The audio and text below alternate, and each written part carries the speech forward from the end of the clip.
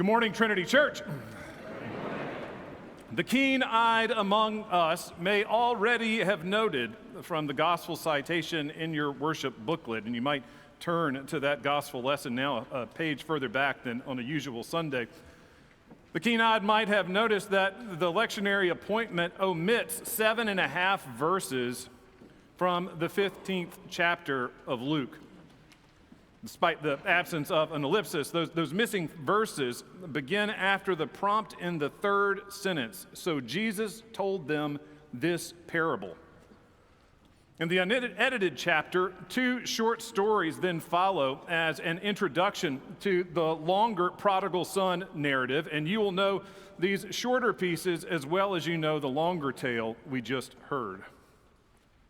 In the first parable, Jesus asks the disciples, "Which one of you, having 100 sheep and losing one of them, does not leave the 99 and go after the one that is lost until he finds it?"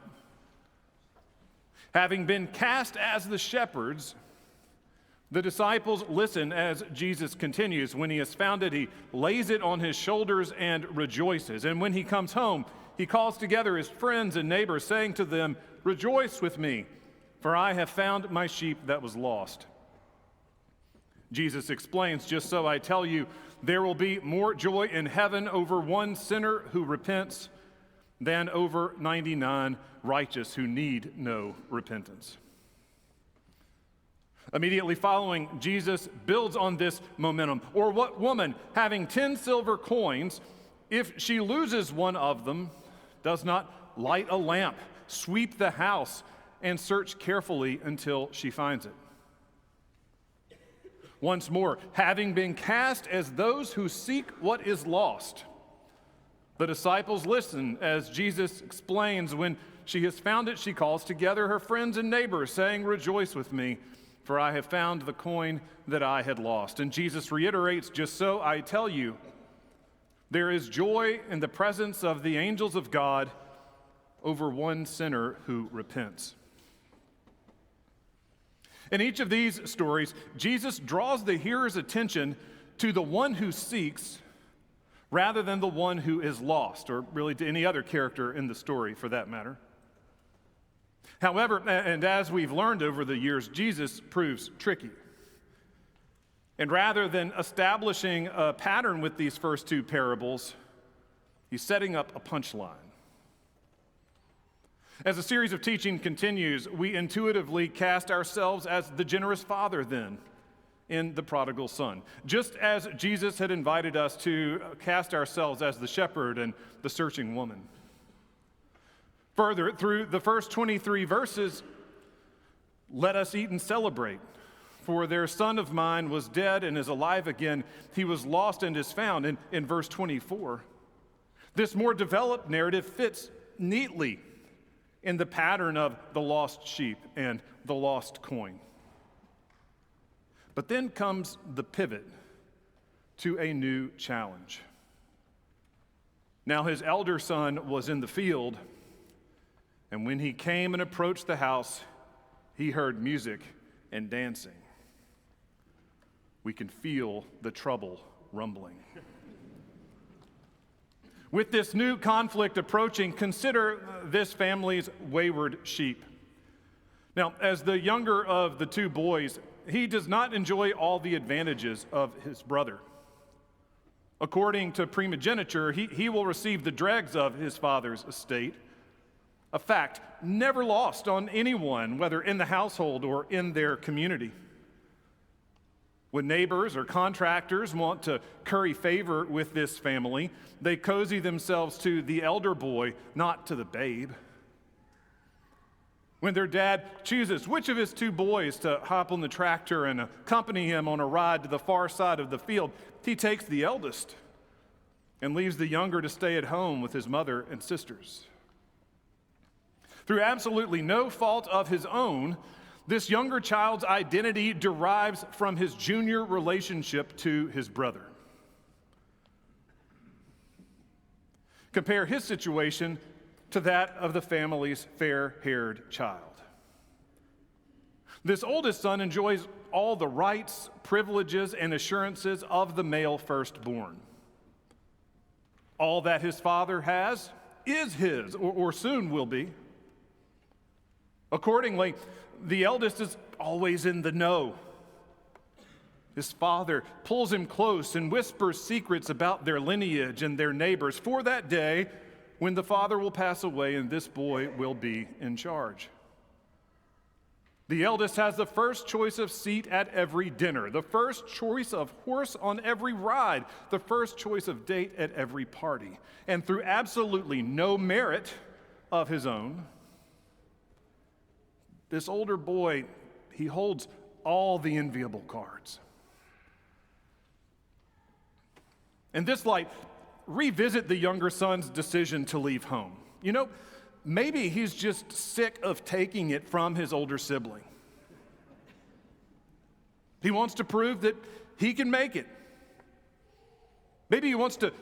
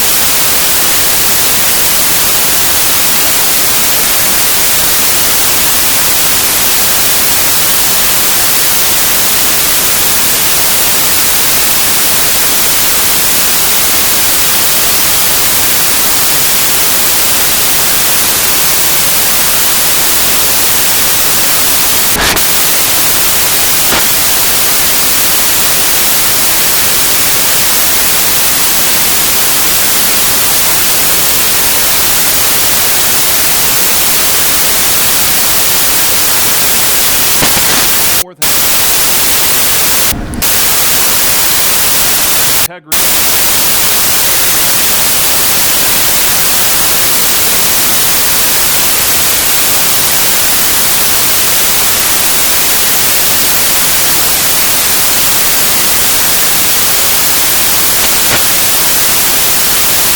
And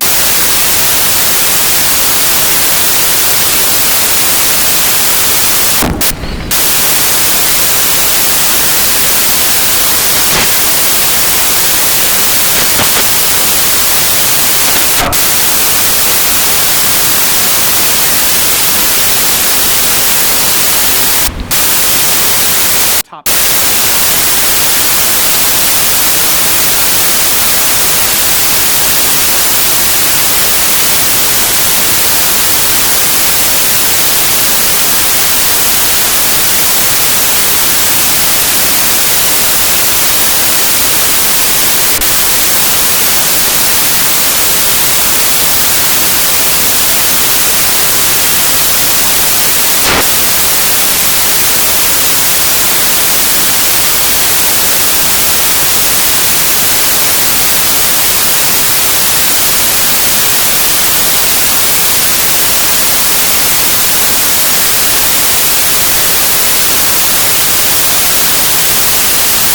this place.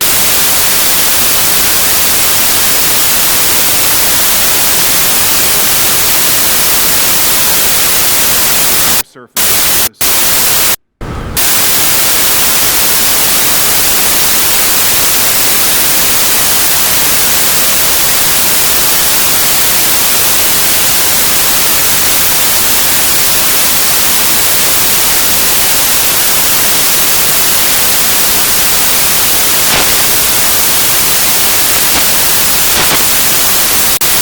It's good. God has our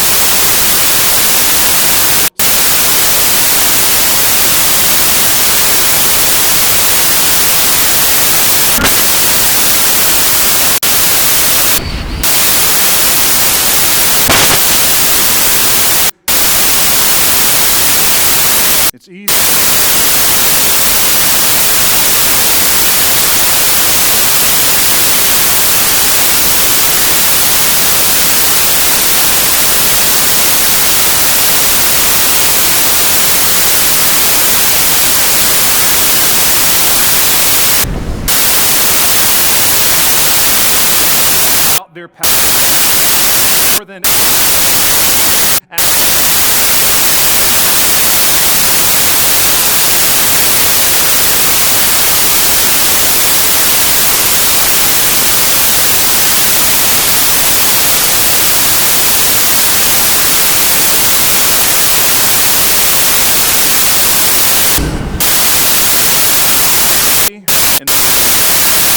they blend they are